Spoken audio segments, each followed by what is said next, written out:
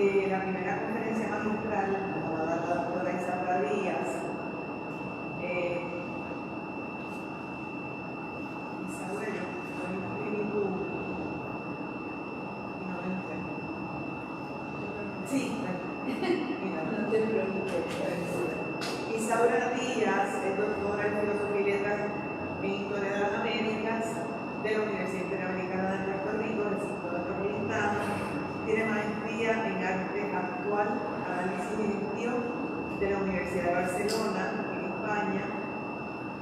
Tiene maestría en Administración de Empresas en Mercadeo de la Universidad Interamericana de Puerto Rico, recinto metropolitano. Y su bachillerato fue en Empresa en Gerencia de la Universidad Metropolitana, actualmente Ana Jiménez. Tiene varias publicaciones a su haber, entre ellas el texto Alzo Vuelo, entrevista al artista Rafael Trujillo, que lo tenemos de venta aquí en la mesa de entrada. Puerto Rico y el Caribe, un recorrido por la historia desde diferentes perspectivas de coautora. Y tiene escrito sobre proyectos expositivos, coleccionismo, crítica de arte y historia cultural, publicados en el portal Alumni Master en Arte Actual de la Universidad de Barcelona en España. Con títulos como Comentarios Críticos de una obra, Casablanca, Strauss, El Gran Paso, Exposición Temporal, Subastas, Los Trabajos de la Crítica y los Medios de la Crítica. Es especialista en estudios culturales con inclusión en la cultura visual, en las artes plásticas tradicionales y nuevos medios. Práctica que aborda en su tesis doctoral la imagen como documento histórico en las representaciones visuales de los exponentes de la generación del 50, Rafael Trujillo, Félix Rodríguez Báez, José Antonio Gómez Martino, Lorenzo Mar y Julio Rosado del Valle. Actualmente es profesora adjunta de la Universidad Interamericana del Recinto Metropolitano y el Centro de Estudios Avanzados de Puerto Rico y el Caribe. En esta institución es coordinadora de la Maestría de Historia del Arte y Cultura del Caribe. Es miembro del Comité de Egresados del Departamento de Historia de la Universidad Interamericana de Puerto Rico, el Recinto Metropolitano, de la Asociación de Historia de Diego San Juan, que ha sido asesora por un par de años, y Asociación Cultural del Colectivo Artístico Barbas AAC de Asturias del País. Dejo con ustedes a la doctora Isaura Díaz.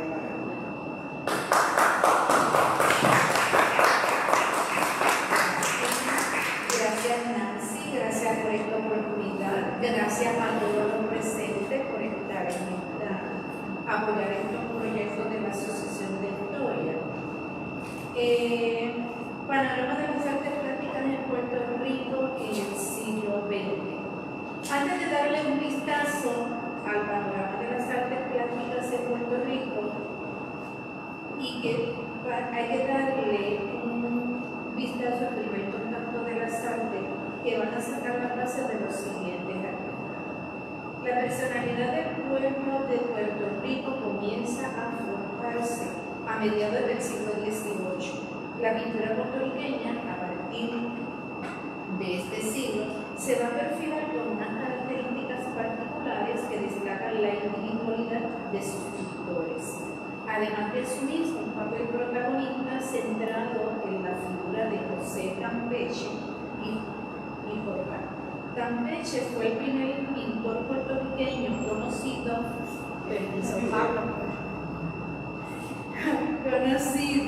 en asumir conciencia de artista, que trascendió por la calidad y cantidad de obras.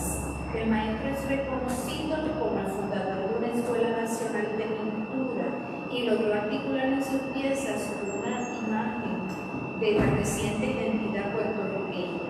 Sus trabajos se caracterizan por la atención al detalle y a la miniatura. Entre sus géneros se destacan temas religiosos, retrato histórico, y se le conoce una sola pintura de tema paisajista llamado el exvoto del asedio de la ciudad de San Juan de los Ingleses. Campeche es el primer artista que recibe influencia europea del rococó y el barroco a través de las enseñanzas del artista exiliado de España Luis Paredes y el Alcázar. La narrativa visual de sus cuadros nos documenta el San Juan de la época. XIX obtiene su máximo esplendor de la mano del maestro Francisco Jacques Esteban, considerado el primer exponente de pintura de la isla que tiene impacto internacional en Europa por su estudio en España y Francia, así como fue muestra a grandes artistas impresionistas de la época como Monet, Manet, Renoir, Pizarro, Cézanne y Courbet, entre otros. En la temática de sus obras presenta la realidad puertorriqueña en forma de crítica social. Oller es considerado el primero que pinta temas netamente puertorriqueños. Un gran referente es su obra El Velorio. Los trabajos de Oller se identifican con dos estilos, el realismo y el impresionismo. En medio señala que a finales del siglo XIX en el ámbito internacional surge el arte moderno. Por mencionar algunos, el impresionismo, el cubismo, el dadaísmo, el surrealismo y el futurismo. No impese, el arte moderno entrará propiamente en la isla a comienzos de la década de los años 50. Las artes plásticas estaban un poco desvinculadas con respecto a las corrientes de Europa. El interés primordial de los artistas puertorriqueños, más que seguir los estilos o corrientes estéticas internacionales, era presentar en sus obras la realidad y las situaciones imperantes en el país. En las primeras 2 décadas del siglo XX se comienza a exaltar lo nativo, lo nacional. Como resultado surge la pintura nacionalista puertorriqueña. El género más derrotado fue el paisaje bajo la temática de la identificación con su pueblo y creando un vínculo con el mismo. En los albores del siglo XX, la actividad estética puertorriqueña recae en pintores que exaltaron las costumbres, el folclore, el paisaje y la vida cotidiana, definiendo lo puertorriqueño como Ramón Frade, Miguel Cobo, Manuel Jordán, Julián de Oller, Oscar Colón Delgado y Juan Rosado, entre otros. Ramón Frade estudia en Santo Domingo y Europa. Recipiente directo de las influencias del arte moderno y se aprecia en sus piezas. Se le debe la creación de uno de los íconos de la pintura puertorriqueña, la obra El Pan Nuestro, una representación de un ibero puertorriqueño. Frade continúa con la trayectoria de Francisco Oller, utilizando elementos autóctonos puertorriqueños en sus cuadros. Sus temáticas descansan en el costumbrismo como muestra de su compromiso social con el pueblo. El artista y escritor Osiris Delgado comenta, abro la cita: Frade es parte de esa lucha entre las nuevas formas de expresión artística que reclaman la revolución existencial de los tiempos modernos y las tendencias renovadoras. Cierro la cita. Por su parte, el cruceño Miguel Cobo, considerado como patriarca de los colores isleños, también en sus pinturas son de corte costumbrista, donde se palpa la realidad puertorriqueña, muy característico de la pintura de las primeras décadas. En sus cuadros aborda principalmente el paisaje de la región sur, así como personajes captando el alma de las figuras. Una de sus obras también considerada ícono de la pintura es la obra La Promesa, donde representa a una mujer humilde sosteniendo una imagen religiosa para un acto de promesa dentro de la tradición católica. En su tiempo, Juan Rosado, pintor y rotulista de profesión, trabajó un arte más comercial. Por su taller pasaron figuras de la altura de Rafael Tufiño, Antonio Maldonado y Carlos Raquel Rivera, entre otros. El maestro Rosado fue el primer artista que pintó personajes de la clase pobre urbana, como en su obra El viejo vendedor de China, una pintura de tema popular que recrea una escena típica de San Juan de la época. En la década del 20 y el 30, los artistas presentan la reafirmación de la cultura puertorriqueña, destacando lo nacional y siguen abrazando la figuración. Es necesario mencionar que artistas extranjeros se establecieron en la isla, principalmente exiliados de la Guerra Civil Española en 1936. Estos contribuyeron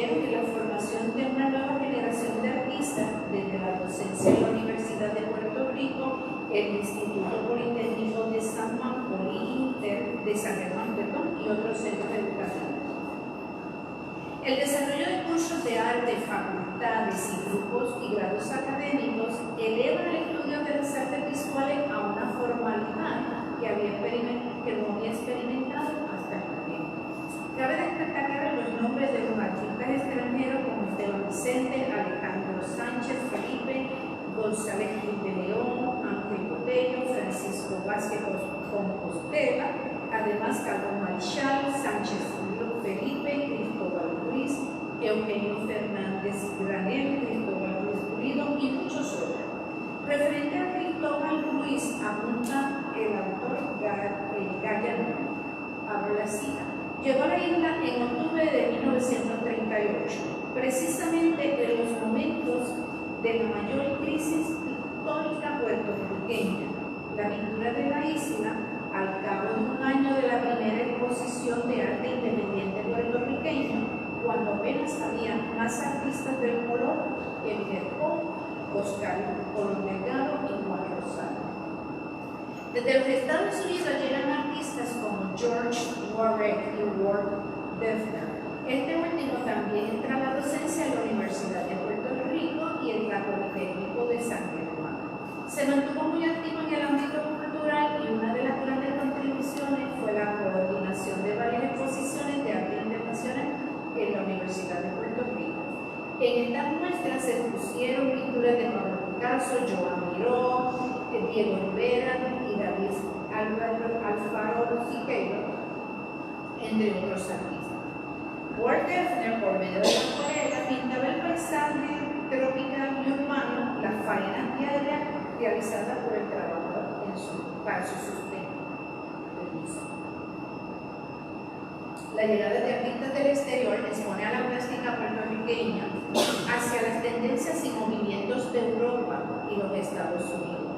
Los artistas extranjeros se identificaron inmediatamente con la cultura puertorriqueña y crearon una comunicación con el pueblo a través de sus producciones estéticas. Lo mismo aportaron a la renovación de la pintura de la isla en conjunto a los colegas nacionales. Desde luego, en estos años se comienzan a utilizar los estilos estéticos europeos, pero la atención principal recayendo en los temas de índole puertorriqueño. La década del 30 y el 40 representa el comienzo de la renovación y cambios en los aspectos sociales, políticos y económicos para Puerto Rico. Liderado por Luis Muñoz Marín y el Partido Popular, se desarrolla un proyecto populista para la modernización del país acompañado de un programa social y económico. La sociedad comienza a transformarse de una agrícola a una industrial, promoviendo el desplazamiento de muchas personas del campo a la ciudad. El nuevo centro de vivienda urbana será San Juan, rodeado de la miseria y la proliferación de los árabes por la escasez de viviendas. Esta estratificación va a resultar en la transformación del paisaje de la isla, tanto en el interior como en el exterior de los hogares. El nuevo escenario va a quedar registrado en la cultura de la tierra. En el ambiente cultural, para los años 40 se establece la Academia de Arte en Napol, donde pintores de la talla de Ismael García, Federico Puto y Ángel Botello impartieron curso. Aquí estudiaron Carlos Gabriel Rivera y Félix Rodríguez Páez, entre otros destacados exponentes de la generación del siglo. Además, se establece el Departamento de Bellas Artes de la Universidad de Puerto Rico y el Politécnico de San Germán, que era el primer bachillerato en artes. Cabe resaltar que en este periodo algunos de los grandes exponentes habían estado en el extranjero, sirviendo de la guerra o realizando estudios artísticos en instituciones de México, Estados Unidos y Europa. Son mayormente conocidos como los artistas de la posguerra y la generación del siglo. La década del 50 y comienzo del 60 representó en la historiografía del arte puertorriqueño el despuntar de la plástica en la isla. Como indicamos previamente, el arte moderno se inicia propiamente en este periodo, mientras los artistas se abren a las tendencias estéticas de Nueva York y las vanguardias europeas. Estos cimentaron las bases para las posteriores generaciones de artistas. En términos de temática, las creaciones responden al contexto social que permeaba en Puerto Rico, la asimilación de la cultura norteamericana y la identidad nacional. En sus cuadros, los artistas expresaban sus sentimientos y los del pueblo. En términos generales, la pintura exaltaba el orgullo nacional y criticaba enérgicamente la realidad social de Puerto Rico de la época. El arrabal, las costumbres y las fiestas populares eran los temas sobresalientes de las propuestas pictóricas de los artistas. La década del 50 representó un periodo de afirmación hacia la cultura puertorriqueña. Ya para los años 70, los creadores trabajaban las nuevas tendencias estilísticas sin apartarse del tema nacional. La política de reforma de Luis Muñoz Marín utilizó las artes visuales para su programa de alfabetización, difundir los valores sociales y para la adaptación de la sociedad al orden de la industrialización. Para el periodo se establece la División de Educación a la Comunidad, conocido como la DUECO, en el 1949. Posteriormente, en el 1955, se funda el Instituto de Cultura Puertorriqueño con la finalidad de orientar, fomentar, coordinar, dirigir y promover actividades culturales bajo la tutela del director doctor Ricardo Avelino. Por primera vez en la isla hay una entidad cultural que le da formalidad y respaldo al arte. Tanto la DIVECO como el Instituto crean talleres de arte gráfica y muchos de los artistas de la llamada generación del 50 participaron activamente en este proyecto. Por medio de la producción gráfica, el pueblo tuvo oportunidad de exponerse a la sal de la promoción de eventos culturales de educación y orientación, a través del grabado, libros, carteles, afiches, entre otros medios. En una parte, hay que abordar el desarrollo del muralismo en Puerto Rico. El ponceño Rafael Ríos Rey es considerado uno de los principales representantes del formato. Desde luego, muchos de los artistas de los años 50 también apuntaron hacia este medio. En el 1954, la Compañía de Fomento Industrial comisiona una serie de murales para decorar las fábricas de la isla. En el proyecto participaron los pintores Rafael Ríos Rey, Rafael Rufiño y José Toledo Martino, entre otros. Específicamente, el grabado del muralismo puertorriqueño tiene su génesis en el muralismo mexicano y exponentes que estuvieron estudiando en México, como Rafael Rufiño, Antonio Maldonado, entre otros, utilizan este método. El también artista Antonio Maldonado afirma, y abro la cita, los artistas que en los años 50 comienzan la heroica gestión de cerdo en el Puerto Rico de entonces, toman el grabado, el cartel y su hermano mayor el mural como medios preferidos por una necesidad creadora y comunicante, cierro la cita. Desde luego tenían un deseo de declarar sus sentimientos y los del pueblo, de denunciar la justicia o injusticia, y utilizaban el realismo y la figuración de la pintura como vehículo de expresión. Los artistas sobresalientes de esta década se educaron y trabajaron en diferentes partes de Estados Unidos, México y Europa, lo que los expone a los grandes artistas internacionales como las corrientes predominantes. Entre otros tenemos Rafael Rufiño, llamado pintor del fuego. Se destacó en diferentes géneros como la pintura, la gráfica y el dibujo. Una de sus obras cúlebres y que evoca grandes recuerdos fue la pintura de retrato a su madre Rochita. Una declaración de admiración y respeto por quien siempre le permitió ser quien era. Palabra que nos compartió en una entrevista que le realizáramos en el 2007. Mientras, Antonio Maldonado, también de un legado pictórico gráfico, estudió en la Escuela Nacional de Artes Plásticas San Carlos en México, trabajó en el taller de Alberto, donde fue ilustrador y diseñador de carteles. También fue director de la División de Artes Plásticas hasta su jubilación en el 1986. En la figura de José Antonio Torres Martino tenemos a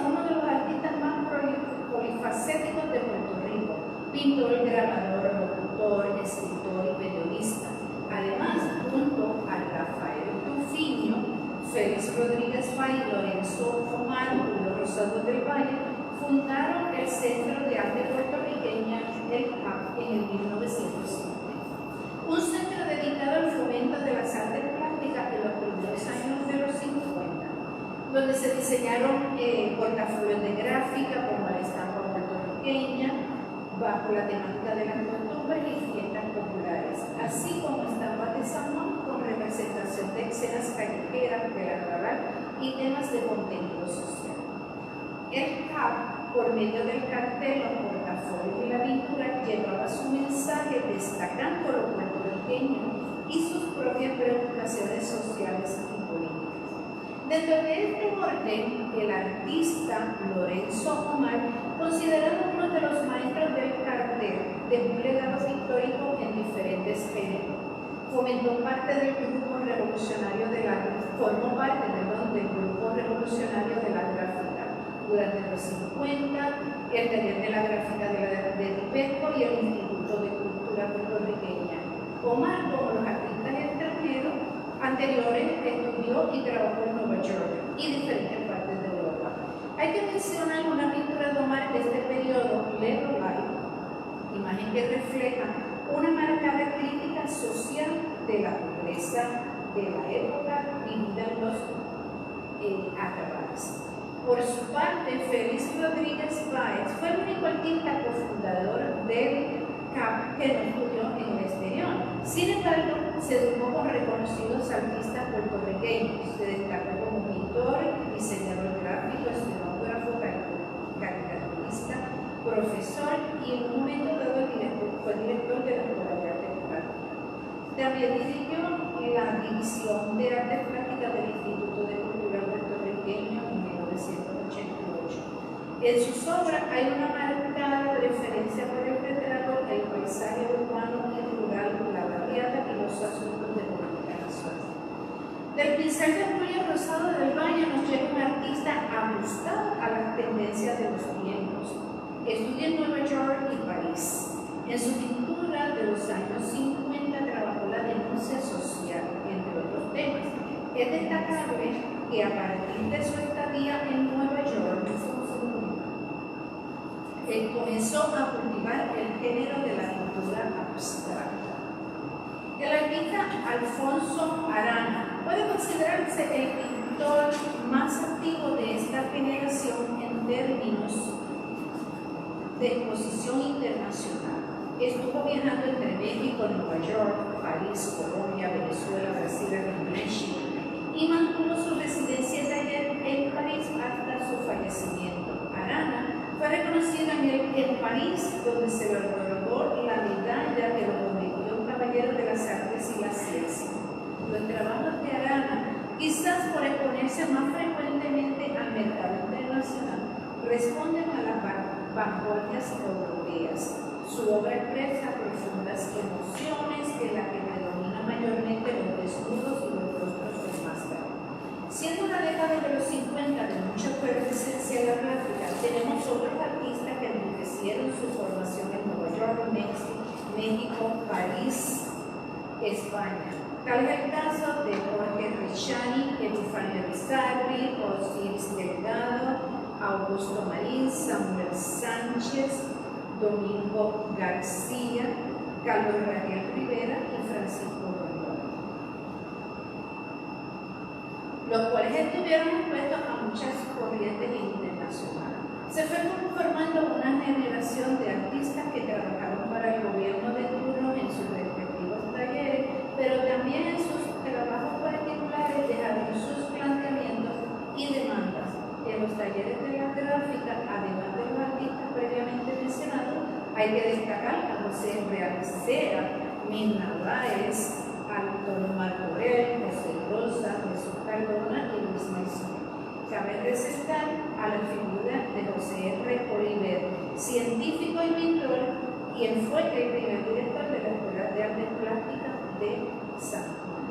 Oliver fue un gran exponente de una figuración con tendencias cubistas, y en las artes de la generación del 50 se observa el arte figurativo, el grabado y la influencia de las escuelas realistas mexicanas. Aunque la actividad artística de los años 50 fue en desarrollo por la realización de bienales, exposiciones, concursos, murales grabados y artistas activos entre Puerto Rico y el exterior. La historiadora de arte Marinette Benítez señala, abro la cita, que a finales de esta década se inicia un prolongado proceso de crisis en la plástica puertorriqueña.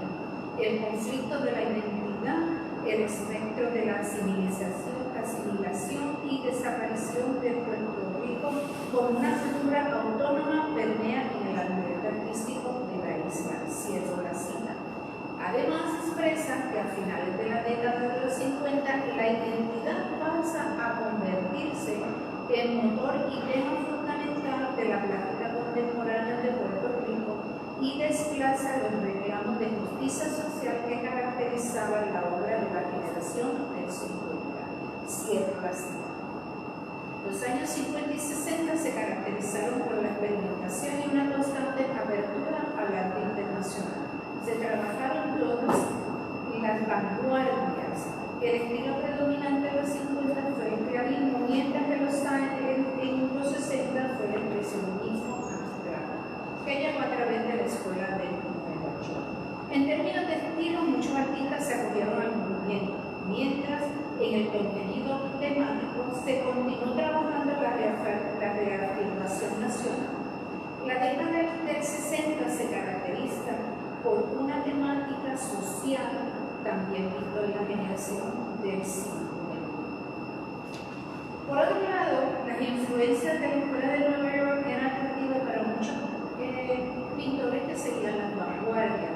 De un lado estaban los artistas que resisten culturalmente las vanguardias universalistas y continúan trabajando los temas de crítica social, costumbrismo y sátira política por medio del estilo figurativo, mientras otros sectores de artistas estaban abiertos a las tendencias de crítica social o política.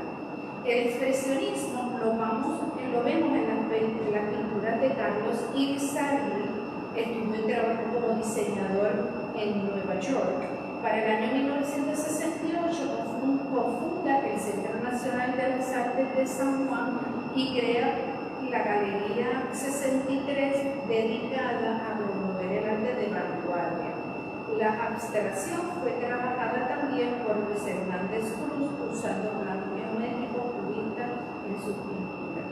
Debe señalarse la destacable participación de la mujer durante este periodo y muchas fueron pioneras del arte abstracto. Por ejemplo, Noemí Ruiz es considerada una de las máximas exponentes de este estilo, con una rica variedad cromática y la intensidad de los colores del trópico. Permítame un segundo que los colores. En palabras del artista Noemí Ruiz, abro la cita, la estadía en Nueva York fue una revelación para mí, pues pude vivir directamente el boom del arte abstracto. De regreso a la isla, se dedica a la docencia en la Universidad Interamericana en San Germán, en la Facultad de Bellas Artes, y en la misma facultad fue la directora del programa. Se mantuvo activamente pintando y exhibiendo sus obras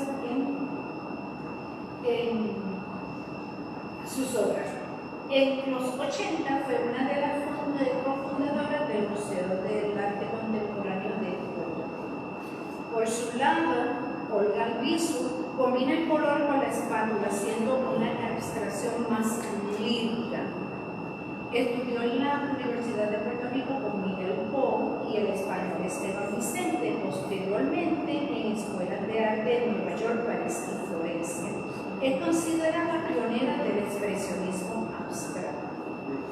La artista María Emilia Somoza fue la fundadora del Museo de Arte Contemporáneo y lo dirigió durante 25 años. Estudió en Nueva York y su medio de expresión artística fue la técnica gráfica del acuafuerte, fotografía y coreografía. Es considerada como una de las mejores exponentes de la técnica del acuafuerte en toda Mirna Vera es pintora, aporta un trabajo de estilo estético variado y rico. La artista define la realidad puertorriqueña a partir de la segunda mitad del siglo XX. El tema predominante de sus obras será la figura humana y el paisaje. Estudia en Nueva York, Madrid y Puerto Rico de la mano de Lorenzo Mar en el taller de la gráfica del Instituto de Cultura. Cabe destacar al artista Domingo García, que en esa década se perfila como uno de los principales exponentes del arte pop o llamado pop art. Durante los años 70 hay en la práctica puertorriqueña una ruptura en la ejecución de los trabajos estéticos y el tema sobresaliente es la identidad. En estas generaciones hay que destacar figuras como Alvarito, nuevamente, Mirna Báez, Augusto Marí, Domingo García, entre otros. Artistas que traen el arte internacional a la isla, principalmente el estilo abstracto. Como la unidad de consenso que hubo en la generación del 50 no estaba presente en este periodo. Los artistas son más individualistas y se concentran más en el arte internacional, asimilando los estilos de vanguardia con una cierta preferencia por el surrealismo o el expresionismo abstracto. En la desfiguración, los artistas reinventan la imagen y exponentes como Rafael Rivera Costa, Jaime Carrero, José Menéndez Contreras y Carlos Osorio Sacerdote.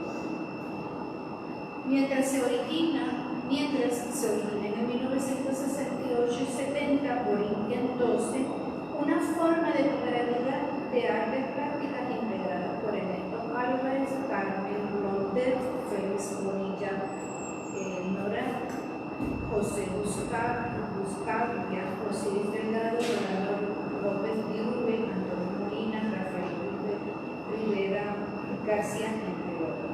Este periodo lo marca el surrealista español Eugenio Fernández Granel y el puertorriqueño Félix Bonilla Norat, y la Universidad de Puerto Rico fue el centro de este movimiento en la isla. Los artistas Roberto Alberti, Rafael Ferrer y Luis Hernández Cruz se distancian de los postulados nacionalistas.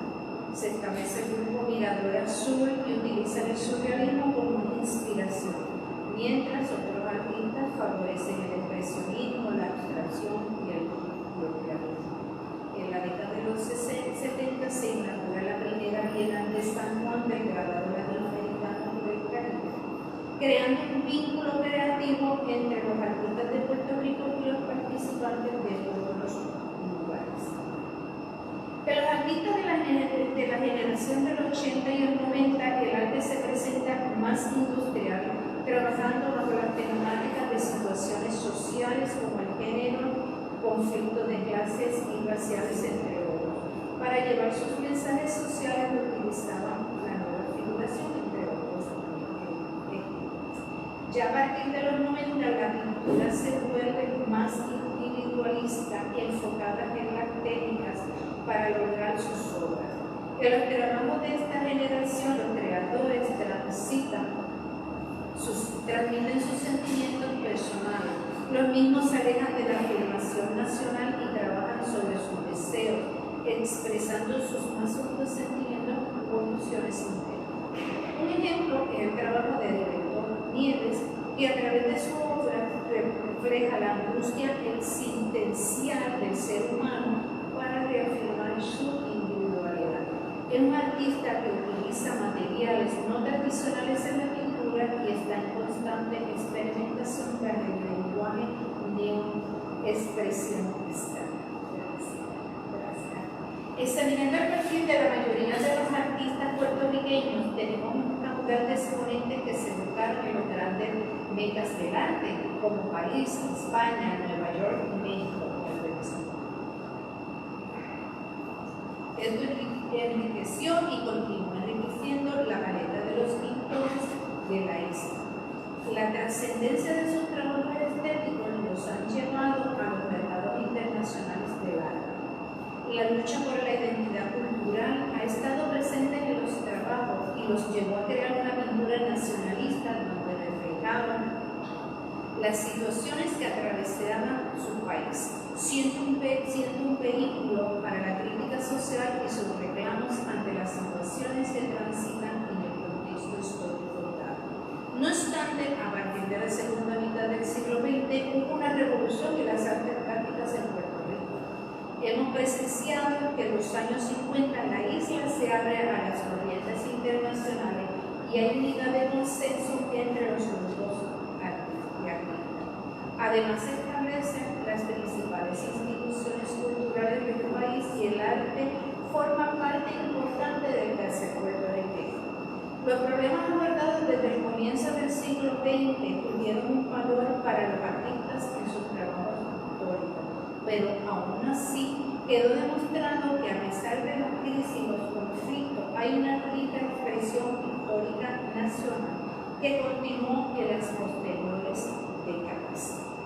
Atemperadas a los diferentes reclamos estéticos locales e internacionales, los artistas de cualquier parte del mundo siempre serán afectados por los cambios en las sociedades. Puerto Rico no es la excepción. El verdadero valor recae en la historia visual que han dejado de determinados momentos históricos a través de sus piezas y que han conformado el panorama de las artes plásticas del siglo XX.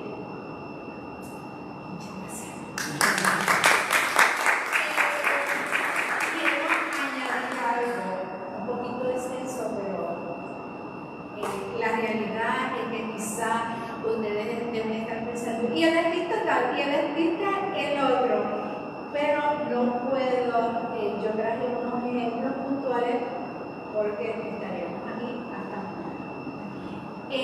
Sí hubo un gran desarrollo en la plástica puertorriqueña e incluso algunas generaciones a partir de los años 2000, entrando en el siglo XXI, han dejado una ricura dentro de la plástica puertorriqueña que vale la pena estudiar, y en otra ponencia pues lo vamos a traer.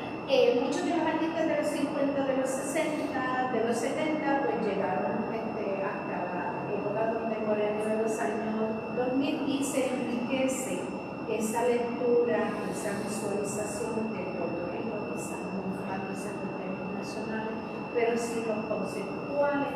Después de todo, el arte es arte y hay que seguir estudiando.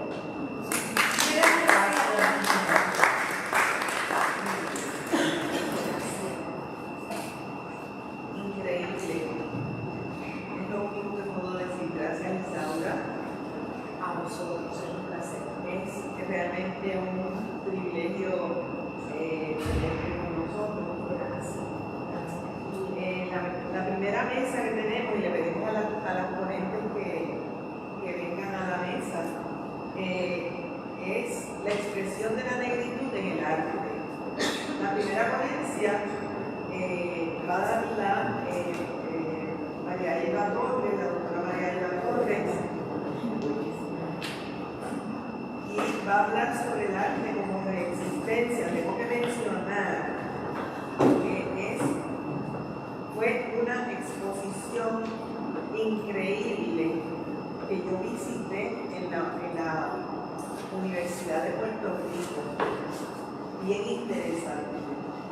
María Eva realizó sus estudios universitarios en la Facultad de Humanidades de la Universidad de Puerto Rico, recinto de Río Piedras, realiza su maestría en la Facultad de Filosofía y Letras de la Universidad Nacional Autónoma de México y el doctorado en el Centro de Estudios Avanzados de Puerto Rico y el Caribe en San Juan de Puerto Rico.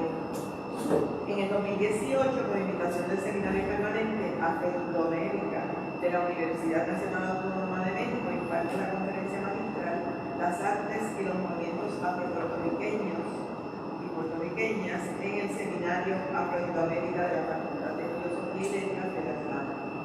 Del 2015 al 2018, fungió como coordinadora general del primer y segundo Congreso Internacional de Afrodescendencia en Puerto Rico, y en este momento dirige el Instituto Interdisciplinario Multicultural de la Facultad de Estudios Generales. Es la investigadora principal del programa Visitando el País, Visualidades y Representaciones, con la supervisión de la M Foundation. Dirige el programa de intercambio académico universitario. Está invitada por la Universidad de Harvard para presentar el programa de Visitando el País. Algunas publicaciones, actualidad de las tradiciones espirituales y culturales africanas en el Caribe y Latinoamérica. The Future is Now, and un Book of African Diaspora Studies, editado por Vanessa Valdés. Negro, Negra, Afirmación y Resistencia, Puerto Rico. Y publica en la revista Archipiélagos de la Universidad Nacional Autónoma de México. Ha ofrecido múltiples conferencias en distintas universidades de Puerto Rico, Estados Unidos, Cuba, México, Chile, Brasil y otros. Pertenece a la Junta Directora del Museo del Arte Contemporáneo y el Comité Ejecutivo de la Fundación Puertorriqueña de las Humanidades. La segunda ponente, Maribel Canales, tiene una maestría en conservación y restauración de bienes culturales y bachillerato en artes plásticas con conservación en pintura y menores en imagen y diseño. Y es una artista consagrada ya a tan joven edad, así que es una de las ponentes. La próxima ponente es la doctora Iván Pizarro Santiago, que lo va a hacer remotamente. Tiene un doctorado de educación con concentración en currículo en inglés de la Universidad de Puerto Rico en Río Piedra. Es doctor en historia del Centro de Estudios de Avanzado de los Puerto Rico del Caribe y está en etapa final de la disertación de un doctorado en teología de la Universidad Interamericana de Puerto Rico, recinto metropolitano. Publicó Tras la Huella del Negro, artículos de revistas académicas, y es catedrática asociada de la Universidad Interamericana de Puerto Rico en Bayamón. Tengo con ustedes la mesa de la expresión de la negritud en el arte. Ok, buenos días, es un placer, es un honor estar con ustedes. Quiero compartir primero por qué escogí este tema, ¿verdad? Y lo que se ve no se pregunta. Como mujer negra y en el ambiente de las artes, históricamente hemos visto, o más bien no hemos visto, debo de decir, la figura y las aportaciones estéticas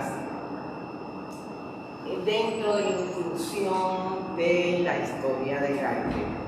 Razón por la cual por años visito exhibiciones y de repente por mencionar un cuadro veo el velorio y digo, ahí yo estoy. Pero cuando leo lo que se escribe del velorio, no estoy. Entonces, ¿cuál es el proceso de la exclusión? ¿Verdad? Con mucha intención dentro de las artes, nuestros artistas se han encargado de representarlos, ¿verdad? Se dice que el fundador de las artes es José Campeche. Ya llegaremos a la obra de José Campeche. Pero entonces, cuando comienza la disciplina de la historia del arte en Puerto Rico, sobre todo en los años 60 aproximadamente, pues comienza esta mirada colonizante, totalmente europeizante, en donde no se contextualiza la producción plástica con el lugar donde se vive. ¿Qué digo yo entonces? Nada, yo le quiero dedicar quienes fueron las que me levantaron esta curiosidad en la Universidad de Puerto Rico. Fue mi Rubén, una mujer divina negra que compartió con nosotros aquí en Puerto Rico, y la otra, la profesora Piri Fernández de Ruiz, que era profesora de África en los años Bulún, en el siglo pasado, y tuve el honor de tomar varias clases de ella sobre África. Y cada vez que entraba un estudiante, ella hacía alusión a cada país del continente. Uno podía ser Etiopía, otra podía ser Argelia, etcétera, etcétera. Pero sí pude entrar al contacto desde la Antilla. Yo voy a partir desde el 2015 con el decenio de los afrodescendientes y las afrodescendientes promulgado por las Naciones Unidas, porque ha sido sumamente importante todo lo que se ha logrado a nivel global. Claro, cuando yo hablo de globalidad, pues debo de insertarme en el primer momento en el siglo XV, porque si algo fue global, fue la esclavitud. La repartieron como gusto y gana por todo el mundo, ¿verdad? No tan solo en las Américas, no tan solo en el Caribe, en Oriente, en distintos lugares, en todos los continentes existe la población afro. Pero otra cosa es cómo existió, cómo sobrevivió, cuáles fueron sus condiciones, y mirando esto alrededor de la cultura visual, pues quiero trabajar las 3 palabras del diseño. Las 3 palabras del diseño es reconocimiento, justicia y desarrollo. A la próxima. Es necesario recuperar la historia de los vencidos para redimir su sufrimiento y transformar el presente. Yo no sé si ustedes se han dado cuenta, pero yo sí me he dado cuenta que hemos vuelto a criminalizar la negritud.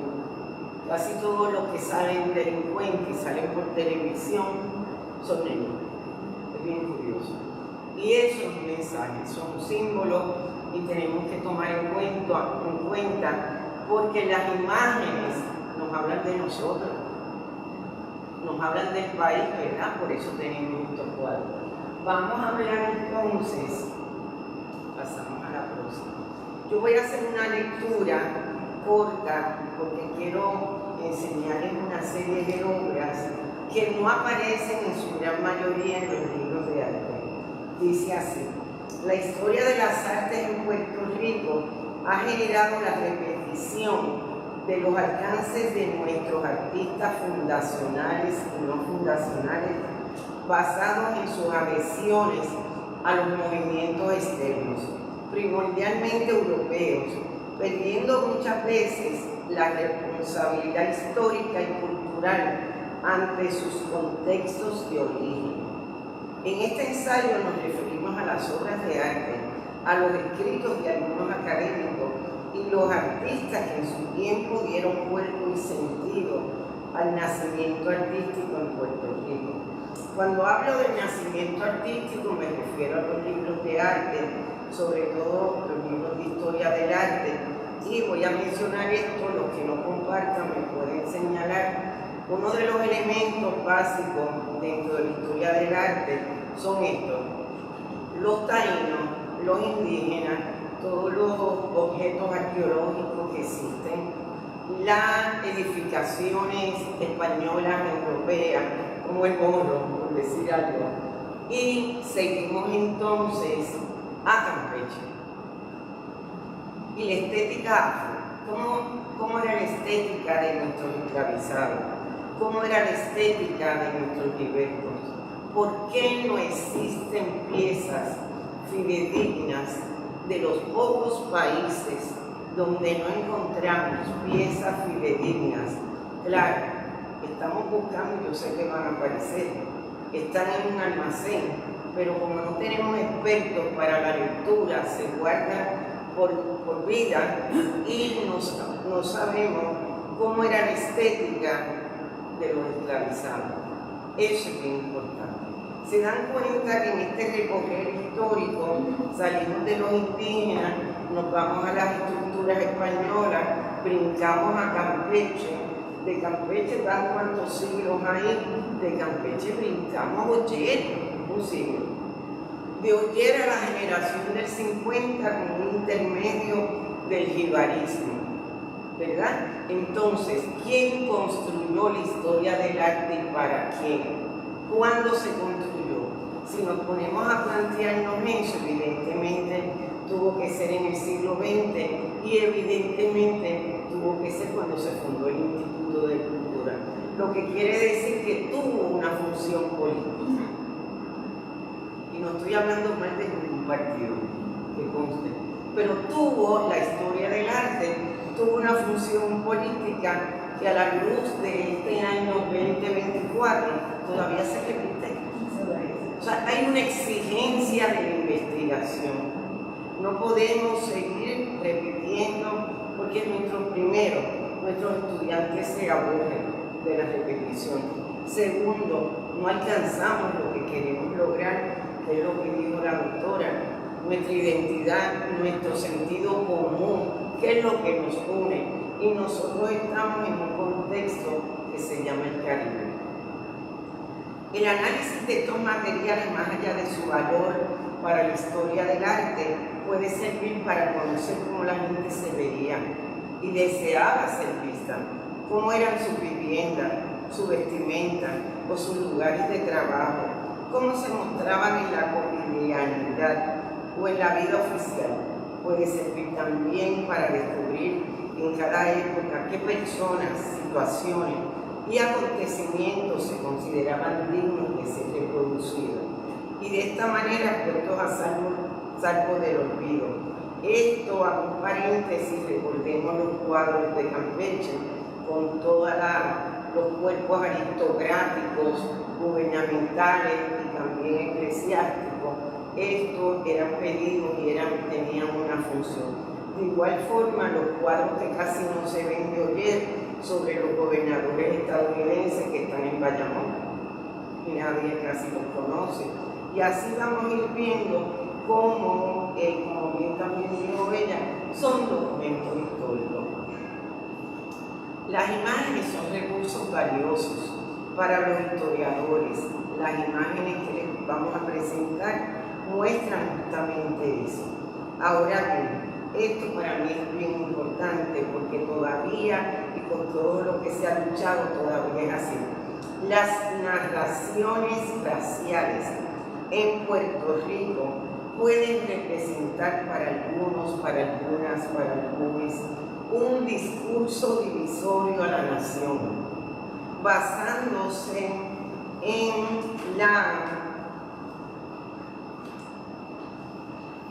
la idea de un mestizaje resuelto. Más por el contrario, la tolerancia al evidente racismo sostiene en sí mismo la división de la nación de la nación.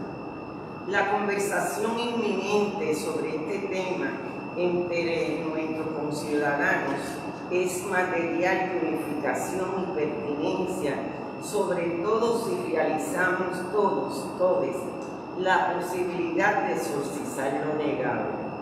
Hoy es necesario dar nuevas miradas para avanzar con profundidad nuestras realidades políticas plásticas en la anquilosada historia del arte en Puerto Rico. Digo anquilosada porque si se fundó en los años 50, estamos en 2024, ¿cuántos años serían?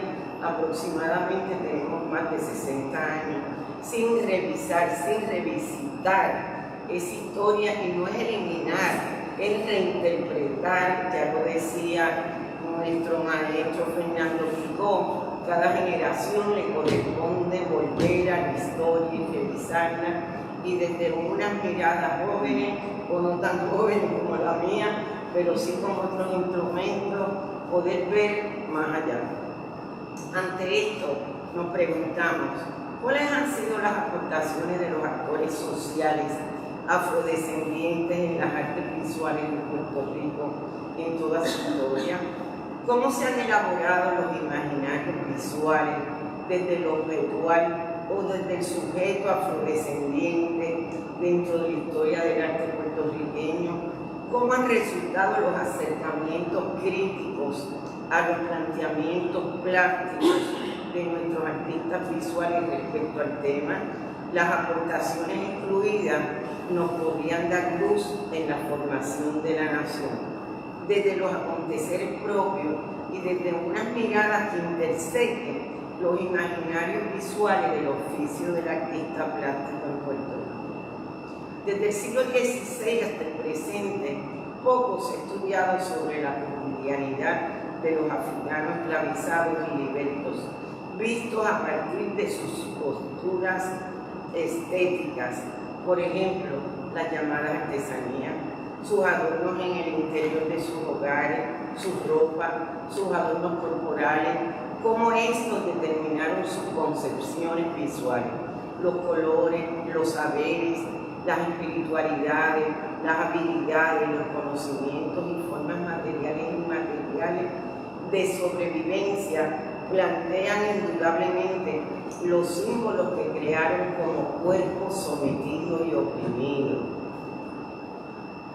Hay que reconocer que muchas de las personas que llegaron a Puerto Rico procedentes de lo que hoy llamamos África, que es bien lejano del África del siglo XV, no existía como esta visión total, eran grupos étnicos que se movieron, que eran portadores de destrezas artísticas y artesanales allá de aquí, entre las cuales vale destacar la talla en madera, el conocimiento de la orfebrería, el trabajo con metales, bronce y cobre, entre otros.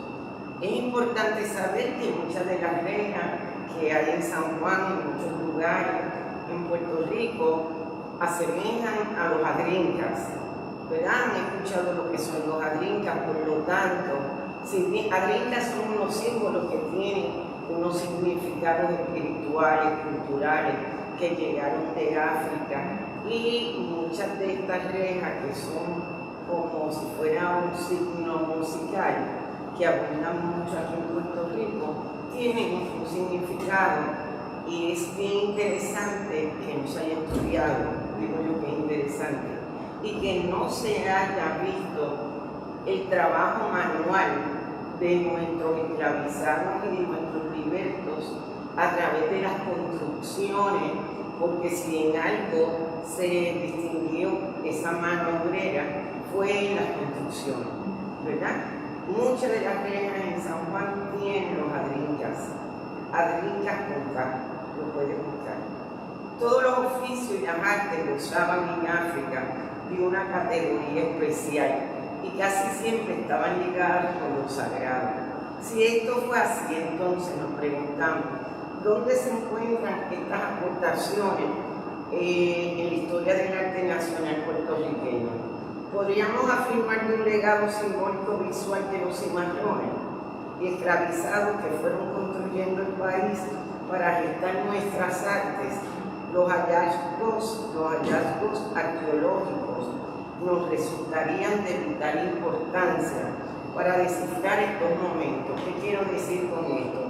Que se han encontrado muchos hallazgos arqueológicos que tienen que ver con la población afro desde el siglo XV, siglo XVI, pero no se le ha prestado atención, se le ha dado más interés a lo indígena, y teniendo en cuenta que estamos ubicados en el área indígena, bueno, también es así que cuando yo lleno el censo, yo digo que yo soy afro-indo-puertorriqueño. Es que suena largo, pero no se hablan de tres etnias.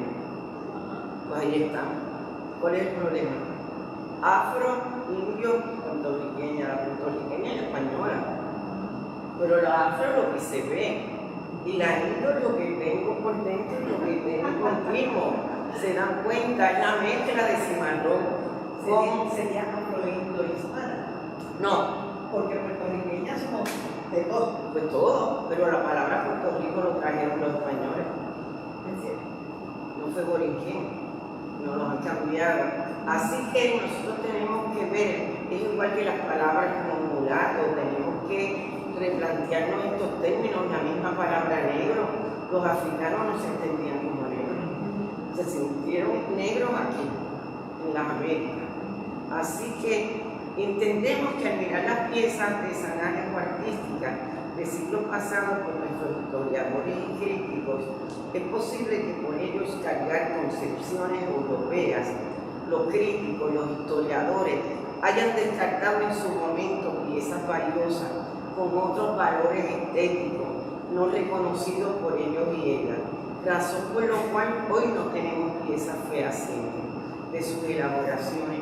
La cantidad de huracanes que se han mojado, se han dañado piezas, súmese al poco valor que se le da, hemos perdido bastante, y es interesante cuando nos queremos ubicar dentro del contexto estadounidense la cantidad de objetos que tienen los estadounidenses, fotografía, pintura, cerámica, de todo, y aquí mucho de esto se ha perdido. Las diversas excavaciones y los resultados de estas excavaciones realizadas por el propio Instituto de Cultura, ¿cuál ha sido su destino? Me pregunto, ¿cuál ha sido su destino? ¿Cuál es el estado de conservación de estas piezas? Las excavaciones del siglo pasado, del siglo XX y el presente no presentan pruebas suficientes donde podamos hilvanar en la cotidianidad y la estética del africano y africana que llegaron forzados a Puerto Rico. Esto obliga a la siguiente pregunta: ¿y por qué no circulan? ¿Es que ha sido secuestrado la circulación del arte en Puerto Rico? Repito, es que ha sido secuestrada la circulación del arte. ¿Por qué circula tan poco? Y muchas veces nuestros artistas, y sobre todo los negros, salen de barriadas y comunidades y su arte no regresa. Se queda en una élite. Así que tenemos que observar cómo es la circulación, por eso es importante lo que estaba hablando con ella, porque el problema no es la producción, el problema es la circulación. Ok, nuestros artistas fundacionales emprendieron como tarea no tan solo la inserción de lo que se hacía en el exterior, sino asumieron como tarea la deconstrucción sistemática de los modelos dominantes de los que se apropiaron para asimilar la posibilidad de sustituir con otras implicaciones ideológicas y políticas nacionales. Estoy hablando de José Campeche, estoy hablando de Francisco. Ellos utilizaron la metodología impresionista, barroca, rococó, pero con el fin de construir y hablarnos a nosotros. Ok, voy a hablar del siglo XX. Pero es importante volver a mirar a José Campeche. Toda la obra de José Campeche, esto que estoy diciendo va a salir en el libro, acabo de escribir, este es el ensayo del libro. Bueno, vamos a pasar la diapositiva y vamos a leerlo. Esta es la primera imagen que tenemos sobre la esclavitud. Evidentemente siempre en el caso de José Campeche se habla que este fue el maestro, pues siempre al extranjero y el papá digno padre, que fue el que adoraba en términos del oro las iglesias aquí en San Juan. Seguimos. No voy a hablar del padre de casa porque muchos saben. Ok, esta figura, a mí me encanta esta obra de Campeche, el mundo de la Sagrada Familia. Yo me pregunto que estos tres negros, primero, estos tres negros que no hablan el mismo idioma, están recién llegados, es el pico más alto de la esclavitud y el pico más alto de la trata transatlántica. Ninguno de los tres hablan la misma lengua. Se preguntarían, ¿y nosotros qué hacemos aquí? ¿Y quién nos trajo aquí? ¿Y esa ropa de dónde salió? Entonces, dentro de los libros de historia del arte, ¿qué se dice? Que son tres regalos que le hace la monja, tan divina ella. Le hace la monja tres regalos a la Sagrada Familia. Es el retrato completo del negro como objeto, no como sujeto. El sujeto está al frente del cuadro, que es José Campeche. Seguimos. La próxima. Bueno, esto es interesante porque el contexto, una de las carencias es que a partir de 1898 a nosotros los puertorriqueños nos miran la cara y nos ponen a mirar para Estados Unidos y conocemos muy poco sobre la historia antes de 1898. Yo le pregunto a mis estudiantes, ¿quién fue el gobernador en 1818? Nadie sabe, porque no se estudia.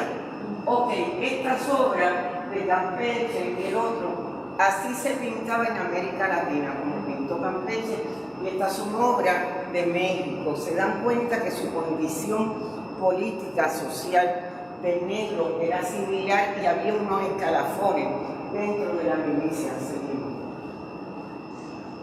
Bueno, vamos a eliminar a Campeche para poder en 2 minutos hablar del siglo XX. Seguimos. Estos son importantes. Bueno, para mí, Francisco Oller se tiene que incluir en la lista de los abolicionistas.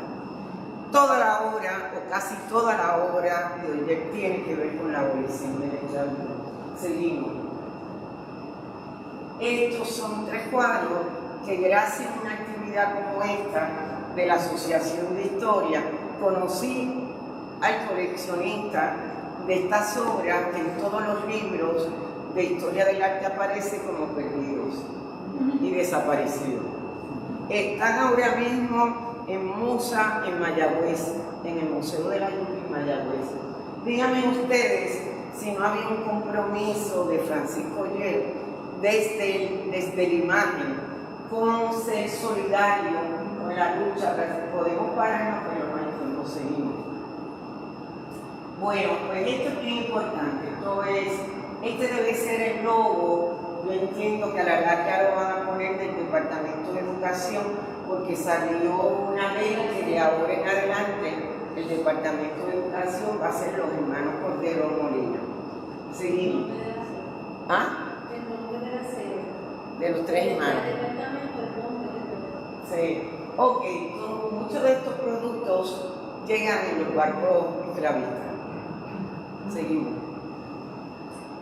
Como ustedes ven, la figura no está pintando a la aristocracia, está pintando a sus trabajadores. Seguimos. Bueno, este es el gran cuadro, la mirada afro, la de voz rápida, la figura del medio para mí dejó de llamarse Pablo. Todos ustedes han oído que se llama Pablo. Yo lo busqué en chino, en japonés, en alemán, a ver si la palabra me llevaba algo. Pablo, ¿verdad? Aparece dentro de los apóstoles del cristianismo. Ese es San Lázaro. Y después seguimos, vamos. Hacemos la división, seguimos. Esto es uno de los admirados y queridos estudiantes de Oller. Entonces no aparece en los libros. Seguimos rapidito para que puedan observar palo seco importantísimo para la esclavitud. Ahí se vaciaba gran parte de los barcos negreros que venían, y como eso queda casi en entrada, Cataña, otro de los espacios afroceñinos. Bueno, no puedo avanzar bueno, voy a decir lo siguiente. Y como dije al principio, ya saliendo de Oller, entramos a las 2-3 primeras décadas del siglo XX. ¿Y qué pasa? Empezamos a tener relación con Estados Unidos. ¿Qué sucede en Estados Unidos en el 30? El Harlem Renaissance. Si con la ciudadanía estadounidense en el 17, el puertorriqueño viaja inmediatamente para Estados Unidos y comienza a ir y venir de Estados Unidos y empieza el contacto. Sigo. Juan de Brey no se menciona. Seguimos. Y miren estas obras fabulosas. Sobre todo el periodo de los años de la caña. Seguimos. Julio D, que ya va a hablar de él. Esto, el reinado de la caña. ¿Dónde está el negro ahí? ¿Lo ven? En el reinado de la caña. ¿Dónde está el negro ahí? ¿Lo vieron? ¿Quién me lo señala? A la cabeza. Vengo aquí. ¿Quién celebra? Los blancos. ¿Quién trabaja? Seguimos. Este también, Rafael Palacio. Él exponía, porque se exponía Orozco y Frida Kahlo en Nueva York en la misma galería. Sí. Era el esposo de Nene. Exacto. El primero. Seguimos. Influencia del muralismo. Hasta aquí hay mucho más. Tenemos todo el siglo XX, pero el tiempo es corto. Mi exhortación, y sobre todo a los jóvenes, hay mucha literatura decolonial. Nosotros nos han pintado los ojos coloniales. tenemos que revisar lo que se ha dicho. La historia del arte en Puerto Rico es una repetición y la circulación del arte de Puerto Rico ha sido secuestrada. Los jóvenes en los residenciales, pregúntenle ustedes si saben quién es Francisco Llén. Claro que no saben. Tenemos que sacar los pies del plato. Eso es todo. Muy agradecido.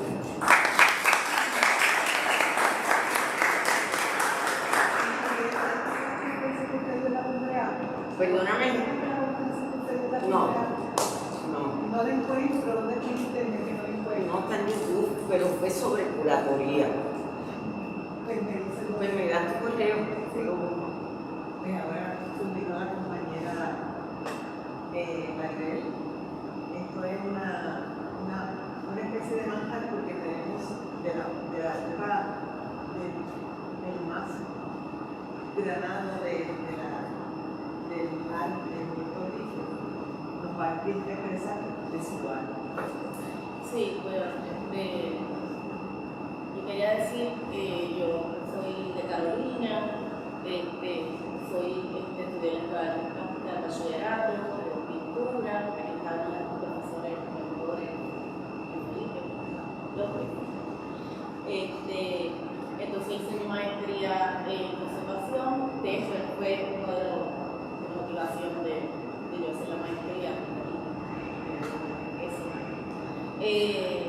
Después trabajé, después de allá, regresé a Puerto Rico, la hice en Florencia, Italia, fui a Europa, nunca había viajado en mi vida, ni nada, ni salido así.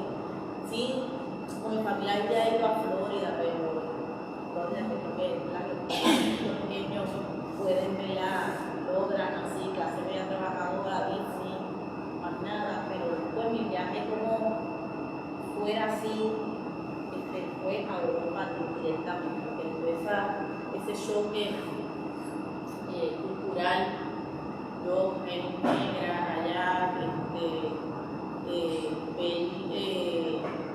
que era como Europa, en este caso Italia, en Italia, nos veía la cuestión política, nunca había experimentado ese choque de saber cómo el interior nos mira a nosotros, porque somos colonia, tuve que defender y pelear mi identidad como puertorriqueña, decir que era americana, bueno, un montón de choques culturales y la cuestión también del racismo allá, y eso me abrió como que me puso a descubrir cosas que quizás pues, en la educación y en el gobierno nos dicen, como computan muchas cosas, entonces allá es como otro mundo diferente, y aparte que yo me sentía como más cercana a cultura que no a África, a Oriente,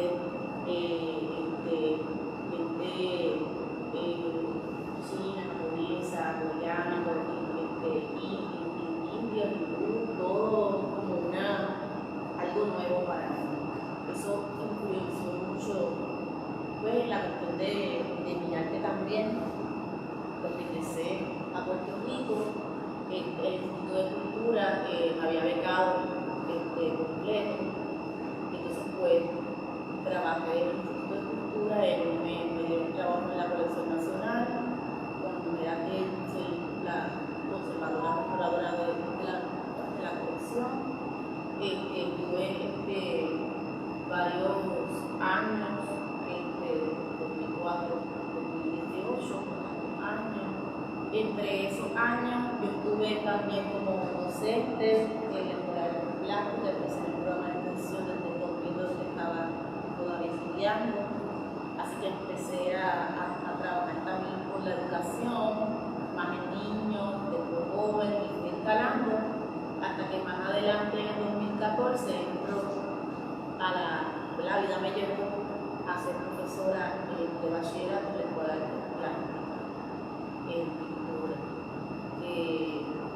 Que nada, que ahí quería como, yo dije, si la vida me trajo, pues como que quiero como hacer unas aportaciones, como unas cosas, pues el hecho de yo ir para allá y de darme cuenta de que quizás como clase media, trabajadora, que pobre, ¿sabes? Porque a mí me becaron, mucha gente no tiene eso, ¿verdad? Ese privilegio. Entonces yo quería como apuntar para ayudar, para ser como ayudar a los estudiantes o enseñarles mi visión. Entonces, pues también ahora, aparte, ya que trabajando en el instituto, estoy enseñando en escuela de plástica, tengo algunos restauros así como a tiempo parcial y pues Mariel Badón, pues en verano, la conocí desde hace tiempo durante mi paso por el instituto, pero en 2020 pues pasó a ser asistente de ella y yo pienso que la cuestión de estaba viendo uno de los libros, pero el hecho de que a mí me faltaba en mi identidad como mujer negra, como que esa historia y algunas cosas que habían unas normas que la escuela y la universidad me enseñaban. Yo sí tenía referentes como Danielín, que lo conozco durante el paso, o sea, como Cecilia Horta, de Carolina como yo fui la cuando tenía 13 años de Carolina y ahí la conozco y es como uno también de los referentes que tenía Aguilar también, ¿sabe? Había unos referentes, pero en la cuestión de historia del arte, pues trabajar con la investigación de ella me ayudó a mí a investigar más sobre mí. Y de ahí surgieron unas piezas, surgieron más. Yo siempre trabajaba en autorretrato, por tal escuela de centro y mi proyecto de grado era la trascendencia del retrato desde Campeche hasta llegar a mí. Yo proponía como una nueva mirada al retrato de autorretrato, de contando Campeche, Oye, todo como ellos veían el retrato y cómo había evolucionado Mirna Báez, también hablo de ella, Tupiño, todos los retratos que son icónicos, ¿verdad? Que todo, no sé cómo el retrato había evolucionado, yo estaba planteando que sí, yo puedo usar imagen, pero también estaba planteando la cuestión del espacio y de los objetos como hacer estos retratos sin sujeto, como que la energía del espacio o el cuarto o la esencia como tú habitas, que tú podías hacer un retrato utilizando imágenes, pero también de manera simbólica. Pero en este grupo de imágenes, mi última exposición individual que tuve en marzo del año pasado, marzo 16 de 2023, que se llama la propuesta de hizo fraterna, yo soy trilliza, fraterna, ¿verdad? Allá somos mi hermana, yo, mi hermano, no nos parecemos, pero somos trillizos del 79, único que nacimos en el 79, aquí y don Cholito nos llevaba los trillizos panamericanos porque nacimos literalmente el 3 de julio, que el pueblo de los panamericanos en Puerto Rico, así que yo soy como que represento como yo digo, como un ave rara porque siempre nuestros años de escuela era entonces somos negros y que tu hermano no se parece porque mi hermana es más clarita de color y nosotros somos más oscuros y entonces siempre esa era como que la pregunta de claro, sí, pues eso era normal que en Puerto Rico todo fue mezclado y todo, pero entonces había unos trillizos que eran físicamente, ¿verdad? Negros y también variados, ¿verdad? Representábamos la cuestión de lo que somos nosotros. ¿Una profesora del Arsenal? Sí, pues estos trabajos son de la exposición nacional. Aquí yo hablo de mí como qué es lo que para mí se utiliza, pero también planteo la cuestión de la racialidad. Planteo de una manera simbólica la cuestión de la racialidad. Esta pieza que ven aquí es una representación simbólica, se llama Trilizos Fraternos 2, y aquí pues yo planteo una instalación donde yo juego con la cuestión de la instalación, la simbología del cordón umbilical / raíces, son cordones umbilicales de lo que es para mí ser trilliza, que son tres personas que nacen juntos con tres placentas diferentes, pero a la misma vez el cordón umbilical no une, pero yo quería darle una traducción de hablar de la racialización, de hablar del pelo, de lo que es mi cabello. Esta obra tiene un cabello real mío, de mis hermanos, de cada uno de mis hermanos, o sea, tiene collage, son hechas de óleo. Y entonces yo quería hacer como este simbolismo de la cuestión de lo que es las raíces, pero también la raíz y la palabra raíz, pero también la cuestión del cordón umbilical. Es como ustedes la pueden interpretar como ustedes quieran, pero quería hacer estos retratos ancestrales. A mí me tocó ser ahí en la zona de la Marina, donde es una edificación española y donde yo planteo la cuestión de lo que es el concepto de la gran familia puertorriqueña, de qué es la familia y cómo se debe ver la familia puertorriqueña. Entonces, pues esta instalación abarca, me la puse en un espacio bien grande, como para que la gente, estas raíces caigan al piso y como que juegan. Entonces la gente entra y ven estos retratos imponentes, porque me estoy poniendo, Campeche, dibujaba esto, la figura.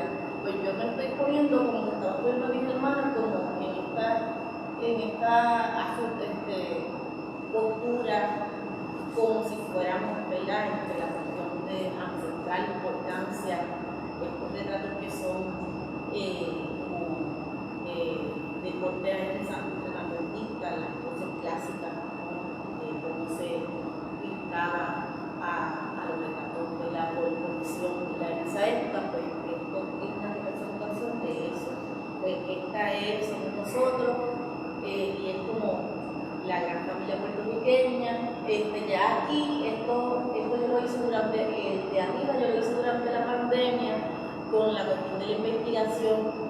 Gracias pues a Mariel para esa investigación que yo estuve ahí involucrada, pues yo ahí empecé, eso fue mi primer collage de mi pelo, y entonces ahí me estaba cuestionando la cuestión del pelo, de la raza, de yo como lo estético, la estética de lo que es afro, la belleza. Pero es como, yo me hago a mí, pero es como una representación de la mujer en general, la mujer afro, no solamente de Puerto Rico, sino Caribe en general, porque ya como estaba jugando, una se llama La Bella Durmiente y la otra se llama Despierta, porque La Bella Durmiente es como este sueño y es como una simbología del soñar, o la cuestión del juego, de la belleza de la cuestión del pelo y la estética. Entonces Despierta te mira al espectador, te mira y muestra esta actitud como, mira, esta soy yo y este es lo que representa la cuestión del pelo. Entonces aquí esto es parte de la instalación, esta es parte de la instalación de la exposición, donde es una pegatina, collage, donde yo ahí hago una pared completa, una pared completa, y donde en un lado hay unos objetos que representan el cuarto mío donde está la energía, donde están los objetos, y en el otro lado hay un altar de la recordación dedicado a mi padre, que falleció en el 2019, que pues, es bien importante, ¿verdad? para mi familia, porque somos bien unidos y en la realidad pues, de Valentina afectó, ¿verdad? a mi familia. Me quedan 5. Sí. Pues nada, aquí está la foto y aquí está, ¿verdad? Todo como este era mi papá, era mi mamá, mi papá está a un lado, nosotros, ¿verdad? Después de mi mamá está acá, nosotros en la actualidad. Entonces, este es un retrato de la familia que se llama, este es un retrato que aquí está mi papá y mis dos abuelas que ya fallecieron, que los que no están, ¿sabes? Los que ya no están con nosotros. Entonces,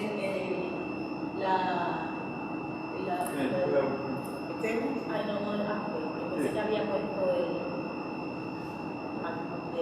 no había pintura de la familia. Pues hay otra pintura de la familia que es la pintura donde está el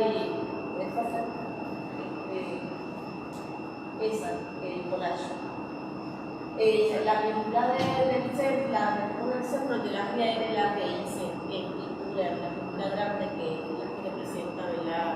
Un poco pequeño y entonces mi papá y mamá, o sea que hay retratos donde mi papá está y entonces los otros retratos donde ya no está en la cuerda. Y nada, esa es mi obra y